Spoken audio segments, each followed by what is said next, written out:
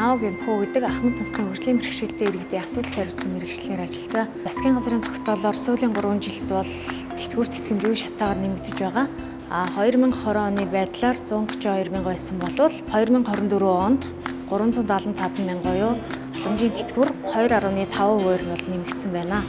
Энэ үйлчлэгээнд оны эхний 5 сарын байдлаар бол 1500 гаруй иргэн хамрагдсан байна. За 2020 онд асаргааны тэтгэмж 84500 төгрөг байсан бол 2024 онд 302500 болж 2020 онтой харьцуулахад 3 дахин нэмэгдсэн байгаа. Энэ үйлчлэгээнд бол 1200 гаруй иргэн бол хамрагдаж байна.